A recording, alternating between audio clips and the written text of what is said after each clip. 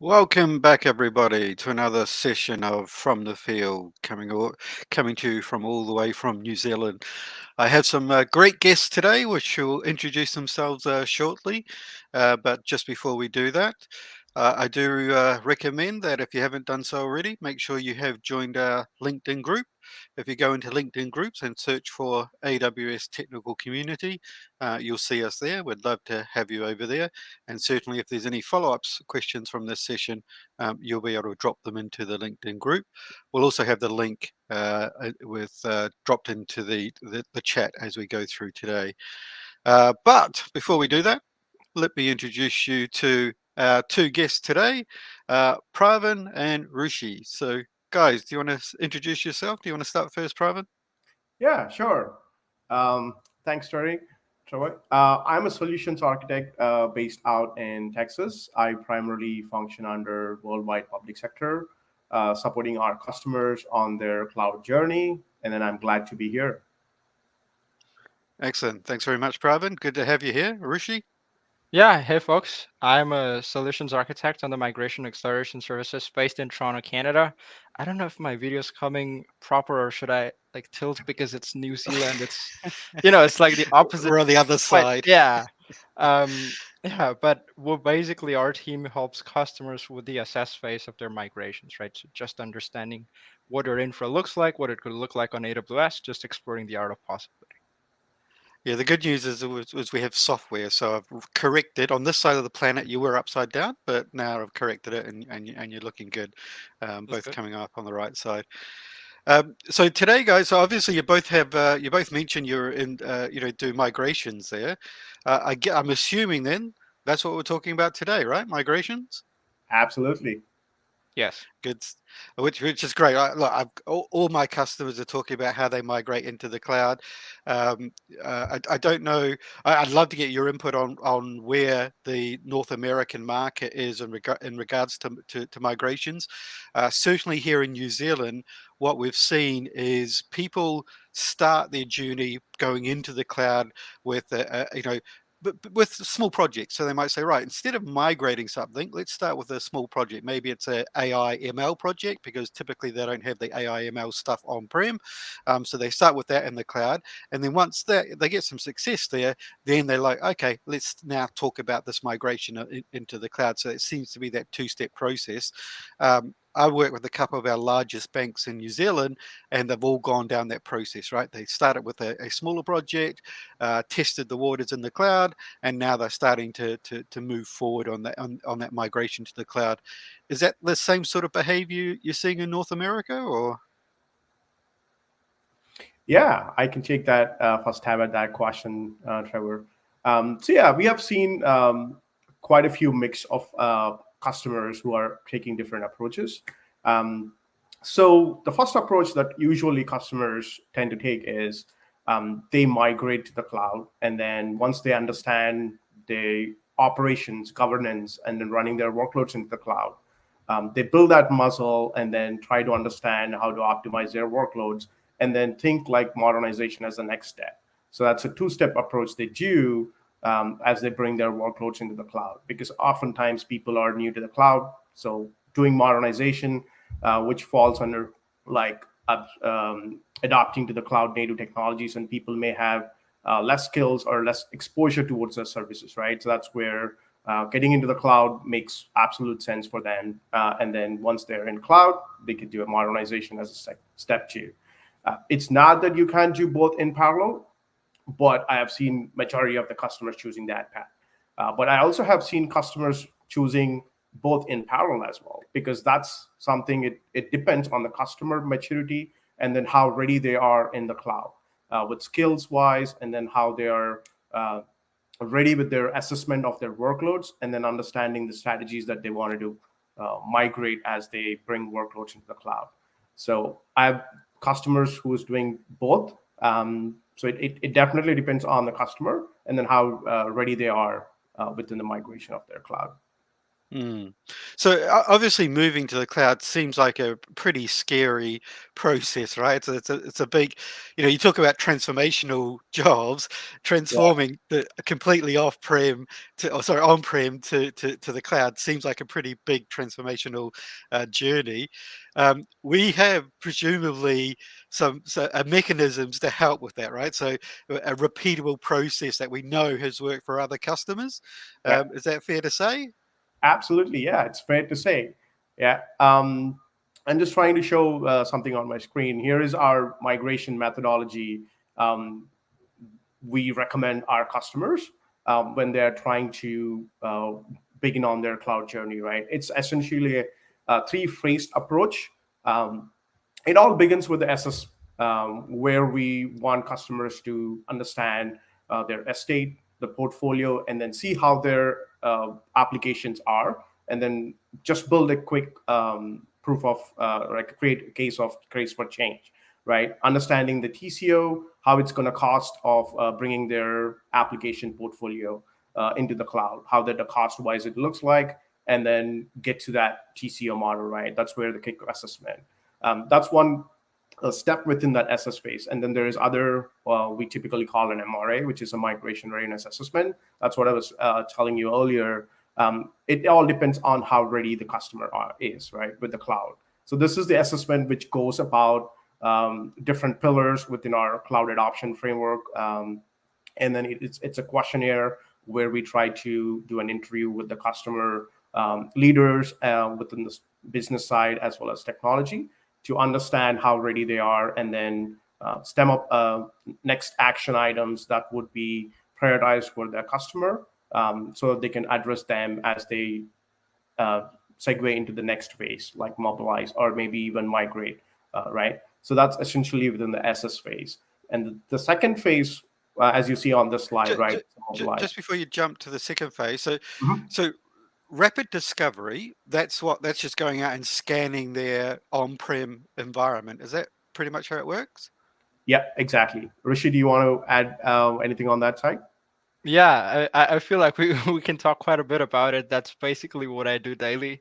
But rapid discovery is just when customers have large on-premise estates, it's oftentimes very difficult even for them to grasp what they exactly have, what that would look like on any cloud computing provider, especially like AWS, and what is exactly going to migrate to AWS, right? Because when you're in the on-premises business, as I would put it, I used to work at a bank, right? And we just had a lot of infrastructure for good reason, but not all of it was being used, right? And again, it's for good reason. Nothing makes people more unhappy than them not being able to access their money, right? Especially if you're working for a bank. But that's basically the rapid discovery is basically figuring that out. And then what's it going to give me? So, for example, I can imagine like take banking as an example, right? Because I work with banks as well. Is it going to just say there's 300 servers over there, and there's a bunch of network devices over there, and et cetera, et cetera? Or is it a bit cleverer in the sense that it's actually going to be able to tell me that those 10 servers are part of the same application and therefore should be migrated together? Is that part of the rapid discovery phase, or does that come in a later phase? So there's two aspects here, right? One is discovering just the infrastructure, and then the second is structuring that infrastructure into applications and figuring out, hey, if I was planning a migration, what would my wave look like? Would it just have these five applications that I have here, or would it be more than that, right? And technically, this would be a mix of assess and mobilize both, because with assess, you're assessing what you're going to be migrating, but with mobilize, you're preparing for that migration. So this the answer to this would depend on the toolset that you're using. So the team I work for, we have a collector. So what happens is that the AWS Migration Evaluator service, that is one of the 200 plus services that I work for, our collector is agentless, right? And even while being agentless, it's able to do something called server dependency mapping, which is just saying, hey, you have these five servers here and they're talking to each other, but you have these other five servers that are not talking to these five servers. So it's reasonably fair to say that this is an application. But Your follow-up question might be, well, okay, but if I need more details than that, what do I do about it, right? And again, I'd say it just depends on the tool set. So AWS also has application discovery service that has agent-based and agent-less connectors. And obviously the agent-based, where you basically have to install something on all servers in scope, will get you more information just because it has access to more resources. But if you're looking to do a lightweight discovery, then you could just use one of the agent-less collectors, like the EMI collector. Gotcha. And then the agent base one is going to give me what extra information will that provide me that's going to be useful? Is it?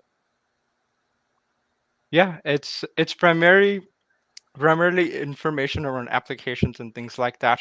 I know Pavan probably works more around this in the mobilize and migrate phase. I'll tell you from my perspective, because what happens is that when we get customers looking for, hey, what is my infra going to look like on AWS? They're customers in very early stages of their migration. So typically, most of the customers I work with here in North America, there's Canadian customers, South American customers, American customers, of course. They usually opt for the agentless collector just to start with what that journey is going to look like. Because if they have 1,000 servers, the agent-based one would imply that they have to install something in all 1,000 of them, right? Which might be a very scary proposition for them just testing out the waters. So, Pawan, do you have experience with customers using ADS? And I'd ask why, right? Why using ADS in terms of the additional type of information that they're able to get through it, that they're looking for? Yeah, absolutely. Just to add more on what Rishi was sharing there earlier, right? So with agent-based approach, you would be able to gather more nitty-gritty of your processes running within your operating systems, right? That agent would be able to listen in and sense all the process signals for your processes, and then capture that metrics, and then come to a conclusion of mapping this TCP connections or whatever it's your process is making to other servers or other database servers. It has that ability to do that with the agent based. So that So goes in depth within the operating systems. Yeah. yeah. So then let's say obviously most of these servers, right, will have things like a patching agent on it or an antivirus agent on it, and those patching agents and antivirus agents that are sitting on those servers also need to talk back to a server somewhere. Yeah. So is it going to tell us? Is it going to map that sort of stuff out for us as well? Yeah, that will be able to tell us, hey, these are all the processes running in there, and then these are the communications happening. So that is something that ADS will give you that data, so you can know what's happening within there. Nice. And then the second step there in assess is the TCO report. So tell me a bit about that one. Yeah, that's what our team basically does. You actually see that the icon for migration evaluator is under the mobilize phase, but I'd strongly argue that it actually forms a big substantial part of both these phases. But what happens is that especially early on during customers' cloud migration journeys, the first thing that they're looking for, as Pawan mentioned earlier, is a case for change. Why should I consider AWS, right? Why are we even thinking about AWS? And at that point, establishing the reason in terms of not only costs are obviously something that pops up in everyone's mind when talking about AWS, right? How they could benefit from reduction in their operating costs and such. But using the AWS Cloud Value Framework, which is 5 pillars, it's cost optimization, staff productivity, business agility, sustainability, and operational resilience, right? So from all those 5 pillars, which are all very important, right? How does making the move to AWS make sense for me? So we built a business case around that. It's very comprehensive. It includes things like cost modeling. It includes data points and even dollar figures and estimations around these other pillars than the costs. Um, Something that I am very proud of our team doing is that it also includes sustainability, carbon footprint savings, right? So carbon emissions are obviously something that data centers result in some way, shape, or form, unless they're using renewable sources of energy. But what we are able to also do is based on the data collection, we are able to articulate, hey, your data center or just your infrastructure has, let's say, 50 tons of metric tons of carbon dioxide emissions, right? It's MTCO2. It's quite long, but um, on AWS, that is going to be zero point 0.1. And I've seen drastical differences between what it is on premises and AWS just because of our commitment to have renewable sources of energy power all our data centers by 2025. So all this information, things like including DR, so AWS Disaster Recovery Service cost modeling, including options for example, if a customer's a VMware shop, right, and they just want that familiarity of using vSphere, of just getting things done in there, um, cost modeling for VMC on AWS to show how that is possible on AWS. So we do a bunch of that for servers, attached storage, detached storage appliances as well. If you have something that you perhaps want to map to, S3 or FSX, again, our storage services, or you're just not sure where it should go, we can help you figure that out as well. So it's a lot that I just said, but Mm. basically, you have a solutions architect from our team who's good to help you with each one of your assessments, right? As a customer, as a partner, as an AWS account team, whoever you might be. And presumably this report, so it's going to give me my total cost of ownership, savings from moving to the cloud. It's going to give me my sustainability footprint moving to the cloud.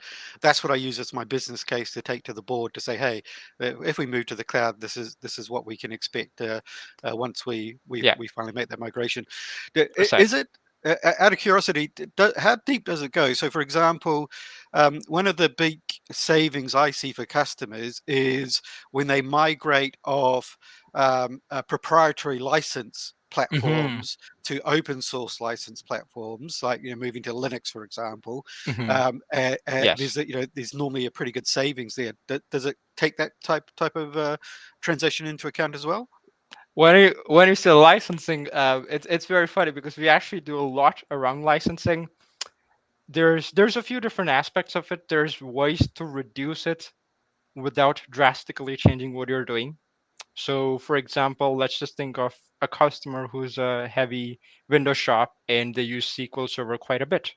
And they might be using SQL Server Enterprise, which is, again, something that they may or may not need. They might just be fine with SQL Server Standard, but they might be using a higher priced SQL version. And for things like that, when we find those types of servers, just SQL servers in customers on-prem infrastructures, what we do is there's licensing optimization strategies that can be put to use, right? So for example, you can do things like dedicated host modeling, which is saying, hey, there's these 5 different SQL servers. I'm going to take them. I'm going to put them on a dedicated host on AWS. You might ask me, Rushi, why are you doing that? Right? And I'm going to say, well, you have license that you are able to bring over potentially that I would just bring and apply to this host. So what happens is that the licensing applies to the host and spin up whatever you want on top of that host, and that results in a lot of cost savings, right? So those types of strategies we actually explore, and if they're feasible and possible, we include them in our business case. Um, the second aspect, as you said, is just moving off of whatever you're doing to potentially open source, or even something like, let's say, moving from Microsoft SQL to Amazon Aurora or DynamoDB or whatever might make the most sense for the data set, right? We have a lot of purpose-built databases. In our business case, we don't cover that just because when we speak with customers, they're in very early stages of their cloud migration journey. We try to provide them the right amount of information without them feeling like they're being overwhelmed with information and options. And then once they are migrating to AWS, or once they have migrated to AWS, depending on their technical competencies, what you said is usually a good idea, right? And then where Pawan chips in, and he also supports customers with that. And just another additional perspective. I used to be a technical trainer actually before I became a solutions architect at AWS. So I I had the opportunity of consistently working with customers in their different stages of their migration journey, just teaching different courses, delivering different courses to their employees. And you can really see how it is, just, hey, right now we're moving servers to, hey, I learned about Amazon Aurora and how, something like DynamoDB so much more useful for our data set rather than just putting it on a SQL-based data set just because of our use case. So it's an entire journey that is very satisfying watch, right? If we as we all have a privilege in terms of just being a part of them. So. Mm. Yeah, it's good. I like the fact that we're breaking it up, right? Because it can be quite intimidating for a customer to say, "Oh, as part of this TCO, we're going to move you from your licensed SQL, Microsoft SQL, for example, to Postgres, where the licensing is a bit more flexible." That always seems like, oh, that seems like a really big transformation. I then have to worry about breaking my apps, et cetera, et cetera. So that phased approach, definitely, I can see my customers wanting that as opposed to that big bang approach right up front. Okay, and then so the next one there is the migration readiness assessment. So what's that telling us? Is because Yeah, surely the TCO is telling us what we're moving, right? So what's this giving us extra? yeah, exactly. So the migration readiness assessment, it talks at a high level. It's a questionnaire. It depends on the cloud adoption framework, and the cloud adoption framework has like 6 pillars. It comprises of business and technology. We wanted to focus um, with the customer on those areas to understand. Hey, I'll just give you an example, right? Let's say, hey, how do you want to operate your workloads as you move into the cloud, right? Did you ever think about it? What is your process going to look like? Have you adopted the process once or tweak the process once the workloads are in cloud? Have you thought about it, right? How ready are you?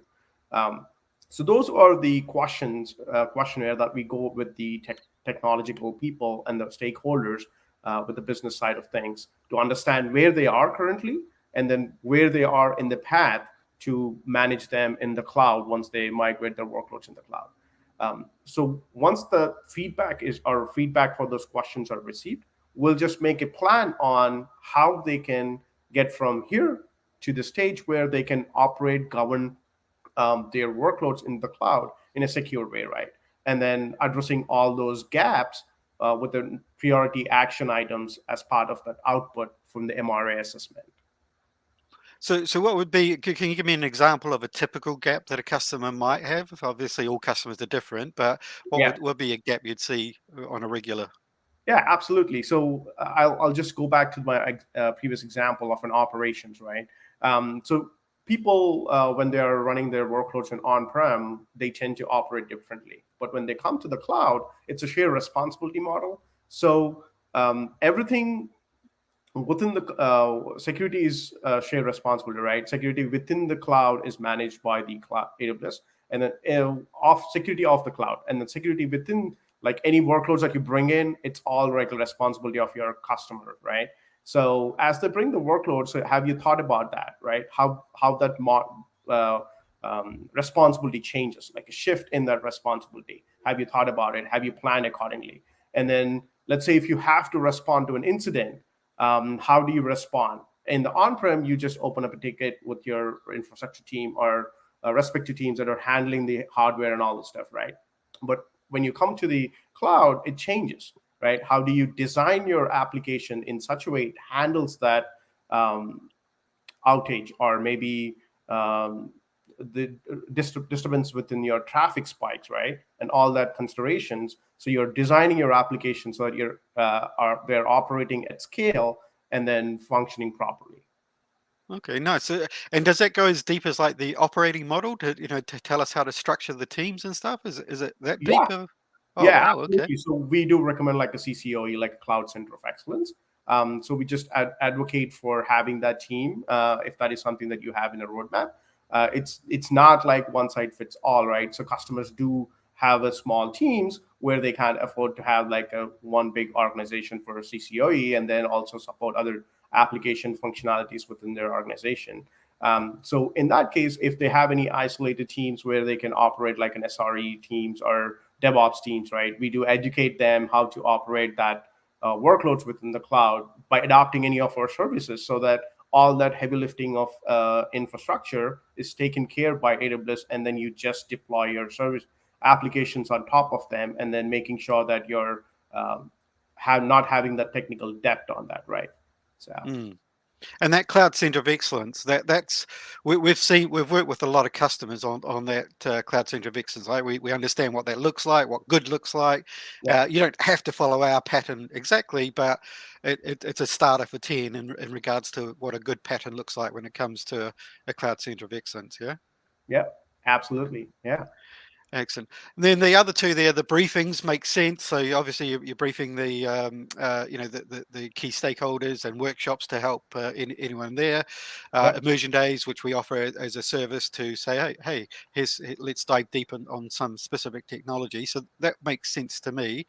Who's going to talk about the mobilize phase? Yeah, I can take that. So all this assessment feeds into the mobilize phase, essentially the migration readiness assessment, right? Based on that questionnaire response and the feedback from the customer, right? We will understand how ready they are and if they already have a multi-account strategy in place or not, so that their workloads can deploy on those different accounts.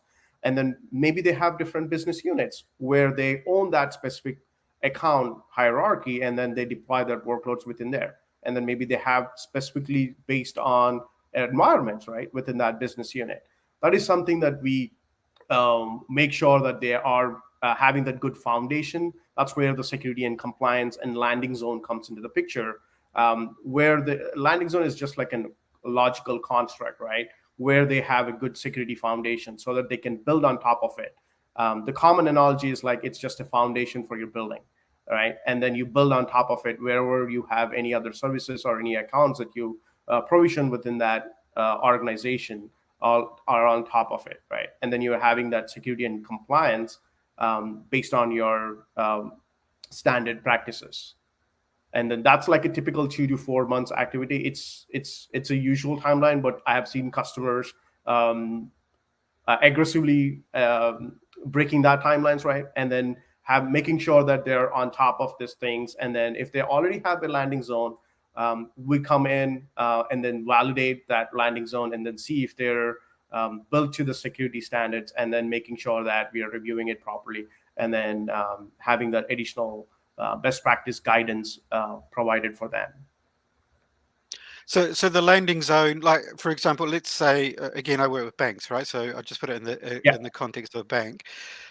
They will have different regulatory requirements. They'll have different requirements when it comes to security for their different, like for prod will be different than test and UAT environments, right?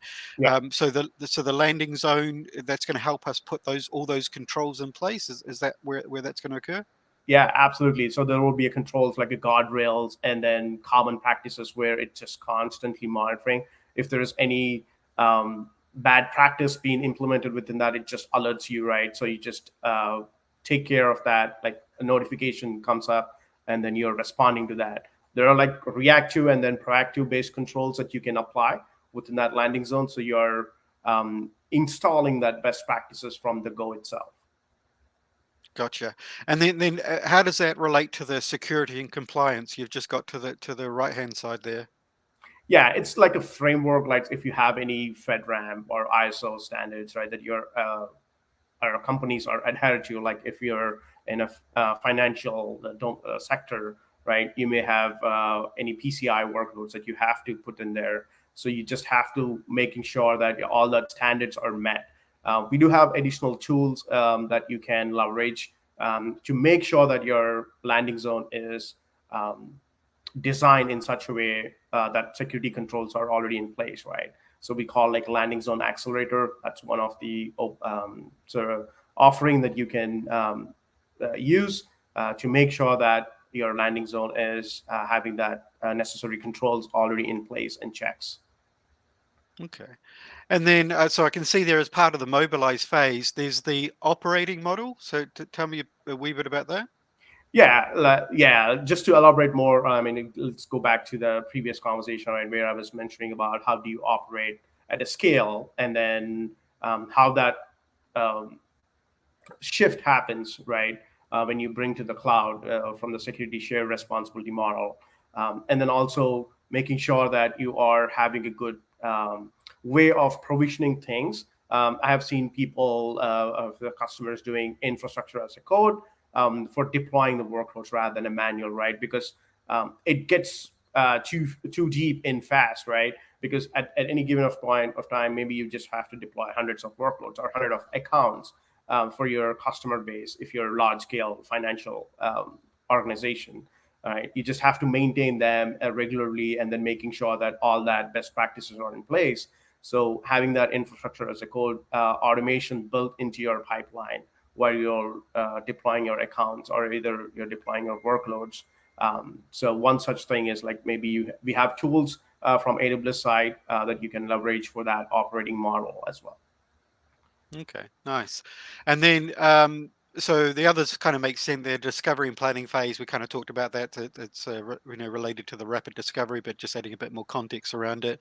The migration plan. So it's what are we covering in the migration plan over and Yeah, above what we've talked about?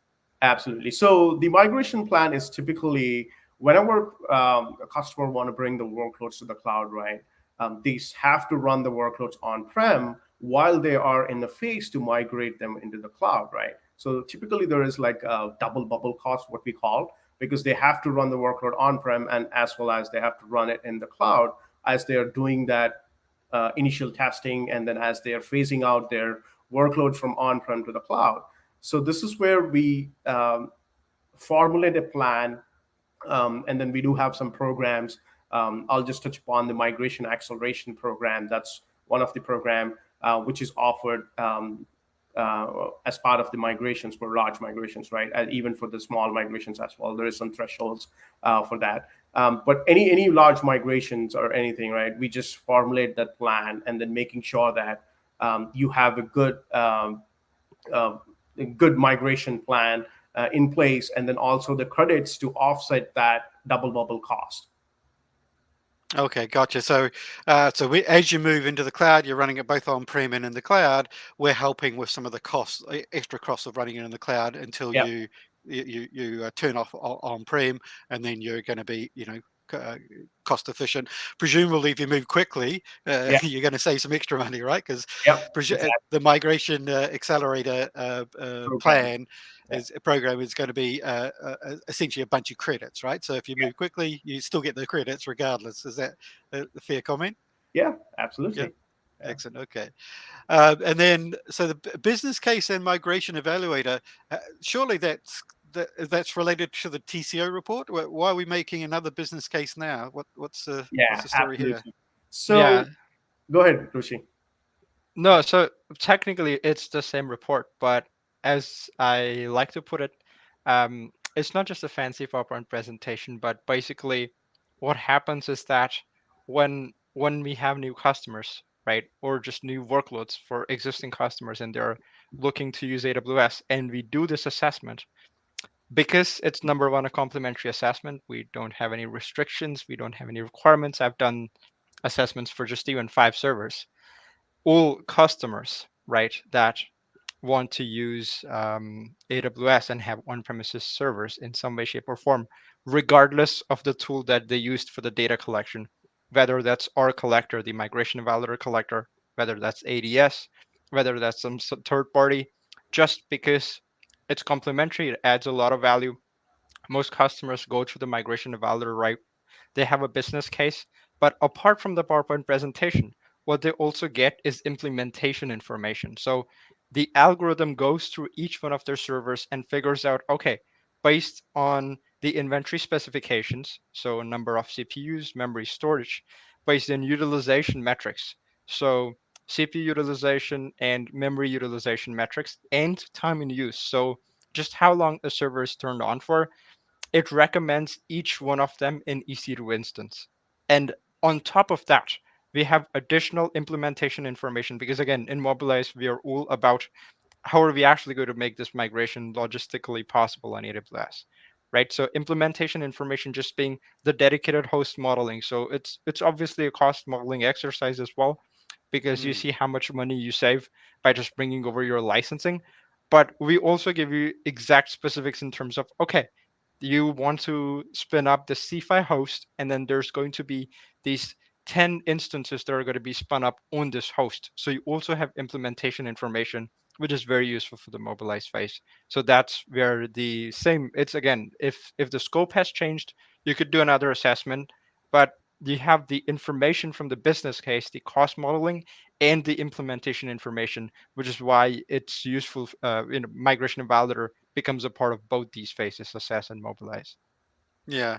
So certainly when I get of complaints from customers saying, "Hey, we moved to the cloud, but we didn't save all of this money," and then what I find is I've just lifted and shifted to the cloud, Yeah, and then expect to save money. But in reality, that's not the case, right? In reality, you've got to do that assessment to say, "Hey, actually, exactly. you're only using this server Yeah. for 3 hours at the end of a sprint, which is 2 weeks, and you use it for 3 hours to run some test jobs, and then you don't use it for the next 2 weeks until the next sprint. So as part of this, we would recommend that they shut down that server so you're not being charged for it in the cloud, and then for the 3 hours you need it, you bring it up 20 minutes before you need it, use it for the 3 hours that you need it, and then shut it down at the end of it, and therefore you've got 2 weeks of savings of not having to pay for that compute while it sits there. Technically, it's sitting there idle, but it still needs a CPU and memory. It still needs to run on Yeah, compute, right? So you're being charged for it. And precisely. Yeah. so whenever I hear customers say, "Oh, the cloud's not saving me as much money as I thought it would," I can absolutely tell you every time they haven't done that phase of it, right? They haven't done that sort of assessment on where we could actually Yeah, save money in the cloud. Yeah. yeah. And I just want to also add something else on that topic while we are discussing, right? There are like a different strategies that you can save money as you bring your workloads to the cloud. It all depends on where you are and then what's your business drivers and the objectives that you want to achieve as you bring your workloads to the cloud. We have a typical migration strategies we commonly call as 7 Rs. Um, we can explain in detail in the next slide. But yeah, that's something that we have where it talks more about just lift and shift. We have other strategies like refactor, replatform, relocate, retain, and rehost as well. So those are some things that we can go deeper after we go in the migrate phase. So Yeah, Excellent. these summaries just don't treat AWS like another data center. It's much more Yeah, than because that. yeah, that's not the way to win at this game if you're just treating it like another data center. Okay, so we've done the assess phase, we've done the mobilize phase, and just to confirm, at the mobilize phase, we've not moved anything to the cloud at this stage, right? All we've done is we've set up the landing zone, so we're ready to put workloads in the cloud. We've got all the security and compliance that our customer needs specifically for their requirements. So that's ready to go. We now want to go to the cloud. And that brings us to the next phase. yeah. There is one other pillar in here, specifically within the Mobilize, that's called migration and modernization experience. This is where it's also part of the Mobilize phase. At the very end of the Mobilize phase, we would like to see a few workloads get migrated to the cloud, right? This is essentially at the end of the phase because we want customer to know the art of possible, and then migrating like 2 3 application to the cloud will gain that muscle for that customer, so that, hey, here is how you can do, and here are some of the tools that you can leverage from AWS, or if you are familiar with any of your tools that you're currently using on, you can definitely use that as well. The end goal is that, hey, we need to have you build that muscle so that you can iterate on that in the next phase at a scale, right? Because you're only migrating 2 to 3 application in the mobilized phase. Are hashing out all the knowns, unknowns, and then any issues, blockers that you may run into within that experience phase. So you can document that and then iterate on that. And then within the migrate and modernize phase, you just implement that in a waves and then at a scale. So you can, all your enterprise applications can be migrated in a timeline or any deadline that you may have, right? You just work backward from that. Excellent. So work out all the kinks before we start doing it at scale, yeah? Yep, absolutely, yeah. Okay, and then so that brings us to that next stage, migrate and modernize. And I'm guessing the biggest problem here is my banking customers, they have enough IT staff to keep the bank running. They don't have enough IT staff to necessarily do a massive migration. So tell me about a bit about this phase. Yeah, this phase is like we recommend customers to group their applications into waves and then come up with the migration wave schedule. Right, we help them coming up with that mapping by having some conversations with ad hoc conversations, or maybe doing an architecture review conversations, and then having that application level discussions with them. Hey, um, uh, how can we group this 1 to 5 applications in one group? We typically go back to the data that we have received from the assessment phase, right? We just have to have that breakdown of that waves so that we can plan those waves in a proper timeline, because there could be some dependencies between applications, and then we certainly don't want to break that as we migrate, right? So we just want to have that good data points, and then review or validate that data what we have collected from Assess and Mobilize is still accurate and then did not change, and then making sure that we are moving those in waves and then scheduling them. And then also, once you migrate the workloads into the cloud, we also wanted to have that optimization as another angle as well, right? Looking through that lens, hey, we have migrated this workloads. Does it really need this amount of CPU and then RAM? Can that something be lowered down, right? Maybe we are currently running at a high instance type, like maybe C5 or M5s. Can they be running on the T2s or T3s? Is that something? Can that application function? Maybe certainly for a dev environment, you may not need for production, right? So that is something that you can optimize in that phase. And then if you have out of curiosity, just before you move on there, so let's say I do migrate a virtual server across to the cloud. I'm running it on like a 16 CPU sized instance. How easy is it for me to move that back to like an 8 CPU instance? Is that going to be easy, or is that going to be take some refactoring on the actual virtual machine? Yeah, it's pretty easy. You just have to change that instance type, and there is a small amount of downtime that you have to. You just have to reboot that instance, right? Stop and start. That is essentially what you're doing, and then as you're changing that instance type, that's essentially what it does. That's it. As long as the capacity is there within your region or AZ that you're doing, you should be good. It's that simple. Nice. So the optimized phases, we're looking at it going, oh, look, these 50 servers over here, you're giving them too much compute. Let's drop their compute down, just cycle the machine. When they come back up again, they're on the cheaper compute. And then presumably there will be somewhere we're saying, actually, look, that application, you're running it at full compute. You probably want to move that to the next level. And again, it's about optimizing that efficiency. So you get hopefully better results across the board, right? Not just about reducing compute in some instances. In some instances, it's about making it more efficient, right?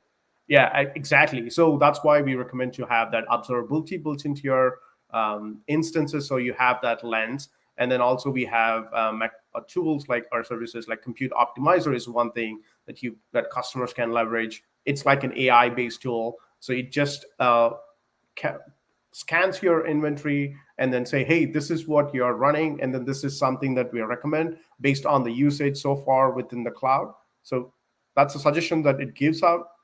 You at that point you can decide if you want to choose that, or maybe you just wanted to reevaluate that because you may not be too busy within that period, right? Maybe your application is like a tax-based application. It's only busy during the tax season, and it's like idle rest of the day. There are some other configuration changes that you can do, like auto scaling group is one thing that you can implement within your configuration there. So normally our approach there would be auto scaling groups, right, where you can scale up and scale down. But some COTS, commercial off-the-shelf applications, don't have that ability to auto scale because of the way they're designed. Yeah. So what we're saying there is, let's say I had a commercial off-the-shelf application. At Christmas time, I get a whole bunch of activity, so I need it to be on a really big, massive compute. And then outside of Christmas time, I need it on a small compute. So I have the ability then to scale up, to change the back-end compute on those just by with a recycle of the machine. Yeah, absolutely. You can do that. I mean, if you can't scale horizontally, that's something that you can do scale vertically, right? That is something you can be doing it at your fingertips. So it's not that complicated when you're on-prem. You have some limitations on the hardware and all that stuff. So, excellent. Yeah. Anything else we wanted to talk about this phase? Oh no, that's exactly, yeah. At scale, so building that muscle and then having that. So we have some tools that you can leverage, right? Because automation. So moving a server. I mean, ideally, if there is a single button for migration, right, we would offer that so that you can push it, and then all your workloads are magically moved into the cloud. But obviously, that's not the case. So that's why it's very typical. It's recommended to have that assess the assessment phase is a key thing, so you understand your portfolio and all that dependencies and all that metrics in place. So once you have that, we have the tools that you can leverage to speed up your migration journey. um, Hmm. Because nowadays most servers are not going to be physical kit, right? The majority of servers are going to be either virtual machines or containers. I'm assuming it's going to be easier to move your virtual machines and your containers to the cloud. Is that a fair assessment, or am I being a bit naive there? no, that's a fair assessment, because yeah, I've seen customers, most of them, they're running in the VMware environment on-prem. There are typical mainframe systems that are running on the blades or hardware, but most of their workloads on VMware, and are maybe very few in a physical, due to the licensing aspects in there. But yeah, that's a fair statement to say, Trevor. Okay. And then I'm going to throw this one at you. I know it's a tough one. Let's talk about mainframes, because again, my banking customers still have mainframes. How big a job is this going to be to get to the cloud? Because I don't think we offer mainframes as a compute option under the EC2 mainframe option. So how difficult is that going to be to get my customer to the cloud? Yeah, it's a little challenging on that side of things. I mean, having that applications. So the common thing we observe is that refactoring of those applications is the one of the pattern that I've seen in my experience. But we do have like a mainframe modernization that are there is a complete new team that can handle that mainframe modernization, right? And we do have some emulators as well in the process that you can, from our partners, so you can try it out to see if your application performs the same way that you're running an on-premises versus emulators, and if there's any difference in the performance, we wouldn't recommend. But that is something to try it out based on your workloads and the functionality that you're looking at. Yeah, Yeah, I yep, go yeah, Rishi. I just wanted to add the banking aspects of this, because when I was working at my previous bank, we actually had a mainframe application that we were working on modernizing. Um, it was it was written before I was born, if that just tells you about how how old that application was. But basically, because we were in the process of moving that to more modular services on AWS, right? What we basically did was we used the strangler fig pattern, where we would abstract out dependencies and microservices from an architectural perspective one by one, and then we'd slowly map them onto native AWS services, right? So all this time, the mainframe, it was still running, right? The application was still running, but then we were constantly working towards figuring out and making it work on native services, and it was successful, right? It was a successful project. But that's the banking aspect of it, because yeah. Yeah, it's a big job, no doubt about it. When I was working in the UK for our UK office, based out of our London office, in fact, I had a partner help us do a migration for one of the financial service organisations in the UK. Um, they had their own tools, so and they had a very distinguished background in mainframe, so they clearly knew what they were doing, and they did use emulators to move it into the cloud.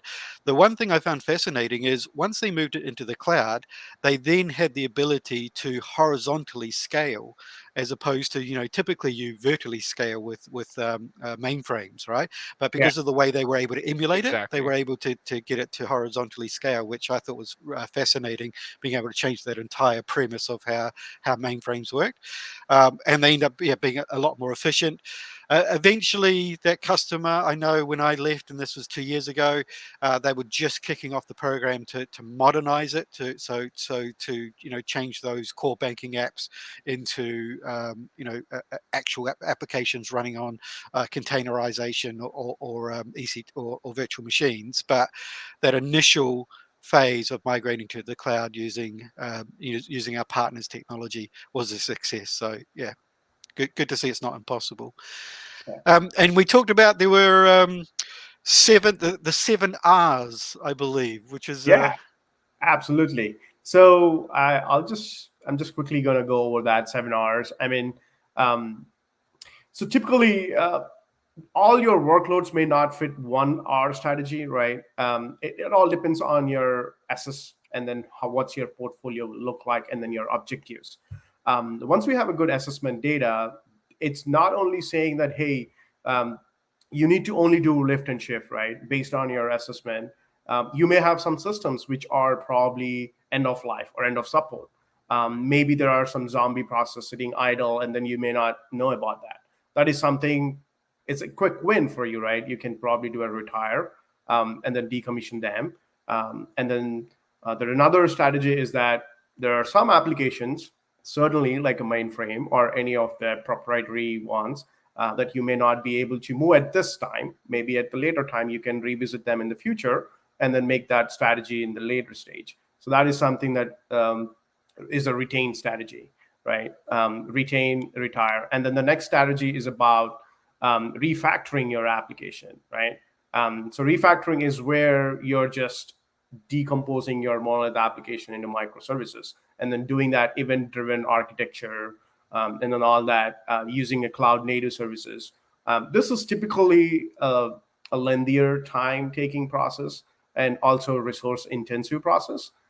Because it needs refactoring of code, and then meaning that you may have a spaghetti of code sitting in your on-prem for that application, and then you just have to understand, because more of the applications are designed over the period or decades, right? There may be people who have left your organization and that knowledge is out of the door, and then you just wanted to redesign that, understand that, and all that technical depth. So that's a challenge that we often see with that refactoring. But it's a strong reward our strategy as well. If you do that refactoring by spending a lot of time and then all that, if you have that luxury to do that, right, then you're free to do that, so that you can gain most benefits out of that as well, because you're adopting cloud native technologies like Lambda, serverless, whatnot, and all that, right? That's a refactor. And then the repurchasing is simply where you're identifying some products, or like COTS or SaaS licensing products, and then maybe going with the marketplace offerings, or maybe going to the completely SaaS-based model, like you're just buying it as a software as a service from the partners instead of running it on your on-premises. So that's one strategy. The another strategy is a replatform. This is kind of where you're doing like a lift and reshape, where you're identifying your databases. Like maybe you're just trying to adopt our RDS databases for your any of your databases running on-prem, right? Essentially, what you're gaining in that is you won't be have to spend a lot of cycles on operating your database. Like when you adopt to the RDS Aurora instance for MySQL or anything, right? So your teams are freed up with that cycles of managing the databases, servers, as well as database patches and all that stuff. Everything is taken care by the AWS, and then you're just making sure that your database is functioning properly, and then how you can provide access for your applications to that database, and then adhering to the life cycle of that, right? That's something that we have commonly seen within the field. Most of the people taking that approach as well. The rehost is a typical lift and shift approach, where you're just bringing the application as is. There is like minimal change. So you're not doing any changes to your applications. You're just bringing them as is from your on-prem, right? It's just like lifting your chassis from your data center and then bringing that into the cloud. That's a similar kind of an approach, right? So you're just bringing that as is. So you're not putting any anomalies into it, so you know how it want to work and all that stuff. So that's a typical approach. It's an easier and the faster approach. That's the reason why most of the customers prefer that as their first step into the cloud, and then build that muscle, and then do a cloud refactoring or replatforming at the later stage. The last and final one on this wheel is that relocate on the top that you see the green color. It's essentially where you just wanted to locate your servers from on-premise. Maybe you have an active data center, maybe you have a colo, or maybe you just have a VMware on your environment, right? You just wanted to relocate to the VMC on cloud. That is an option. So with that, essentially what happens is all your teams who are familiar with the VMware tools and technology, they don't have to relearn anything new. But as they move to the cloud, right? It's the same kind of tool sets that you interact with the VMware. You get that look and feel as you migrate your workloads to VMC on cloud. So you just have that flexibility there. And then once you are in the cloud, you can then assess your workloads running in the cloud and then make that refactoring or replatforming so that you're gaining an additional savings as you do that as a next step. Nice. Okay. And we have a question then related to some resources. So, question from Entity Adam. What are some good patterns or resources for workloads that would be ideal for lift and shift, but you need to deal with authentication? And it's given an example there where moving from on-prem to AWS, where previously on-prem would have been using Kerberos authentication, and in AWS using an identity provider. So he's looking for some guidance on good patterns or resources that he could refer to when he has to move from on-prem to cloud using different authentication mechanisms. What's your thoughts? Yeah, so we do have a patterns that I can share in the chat, or maybe in offline, right? We do have patterns that are listed out in our documentation that is publicly available. But just to quickly touch upon that specific use case, right? If you have that IDPs or any other mechanisms that you wanted to use as you bring your workloads into the cloud, right? That's where you just come with the lift and shift approach. And then maybe if there is any marketplace offering for that specific things, right? For that Kerberos-based authentication to a different provider, and then maybe you are coming to the cloud and then use that marketplace. That's one approach. Or maybe if there is any other services that we offer to offlift that component functionality that you're looking for, that is something that you can take leverage of it. But certainly, to more dive deep into the patterns, we do have that patterns listed in our publicly available documentation. I'm happy to share that after this. Excellent. And I know we're coming up to our time here, guys. Can you jump back to that previous slide? And I just want to make sure that everyone's aware. So, assess phase. Are we charging for that, or are we doing that as a, hey, this is free, we just want to help you understand what's happening, so everything in that assess phase, we'll give it to you for free? Is that where we're at, or? Yeah, it's completely free. So if you're using any of our tools or any of our partner tools, right, like Cloudemize is one thing that I do often have customers who are trying to use that. We do have some programs to offset those costs when you're going with our partner tools, but any of our tools are free of cost, and any of our assessments that we do from our architects who's going to be helping you on that side of things for migration readiness assessment or immersion days or workshops. That's all free. And that includes like providing a resource like Rushi to help with that process. Yeah. I don't have to send anyone a bill other than just getting paid bi-weekly by AWS. But yeah, AWS will pick up the bill for you. AWS will take the tab for sending you some help via Rushi.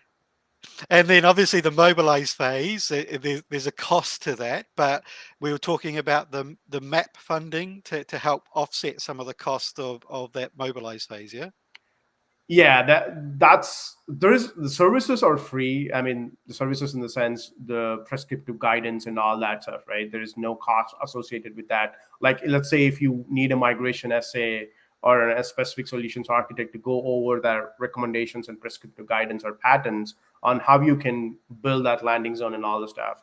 The guidance is free. I mean, if you're looking for some resources who can do a hands-on job, that's where our partners or ProServe come in the picture. And that's something that you have to be budgeted on that. But outside of that, That's free. And then if you're bringing your workloads as part of your that experience component, so yeah, as you're bringing that workloads, that's where our migration accelerator program can help you for offsetting that cost. Yeah, excellent. And then the skill center of excellence, presumably there's some training in there that's going to be charged for. Is that? Yeah, there is some training credits that we do offer at a certain threshold. But if that's something, if your organization is bigger, and then that is something, there's certainly that you can talk to your account managers on that. And then, but there is some cost associated with that if your teams are bigger, because there is some threshold. Yeah. Yeah, and Excellent. I'll just add, because I used to be a technical trainer here at AWS, right? There's a lot of free training there. So, Yeah.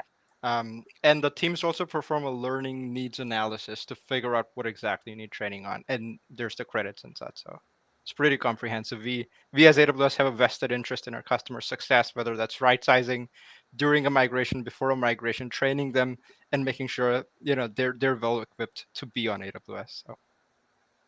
Perfect. Well, listen, guys, this has been a fascinating talk. I really appreciate you taking the time and coming to talk to our Twitch stream today. So Twitch to viewers, do make sure you pop into LinkedIn, join our AWS technical community there. So if you search for AWS New Zealand technical community, we have a decent sized group there. I think we're up to like almost 500 people who have joined that community. It's a great way for you to ask questions. We've got a lot of AWS people as part of that community. So if you want any follow-up questions, any follow-up documentation, you can throw a request into that LinkedIn group, and we can follow up with you directly. But all that's left to say is thank you very much for our guests. It's been fascinating today. It was a pleasure. Thank you very much for having us. Hope Yeah. to be in New Zealand at some point. It's on my bucket list. Yeah. I tell you what, let's find a decent customer, big size customer down here in New Zealand that needs to do a migration, and then we'll get you over to help them out. Sounds like a plan. Yeah. Excellent. Absolutely. Yeah. Okay, guys. Cheers. Yep.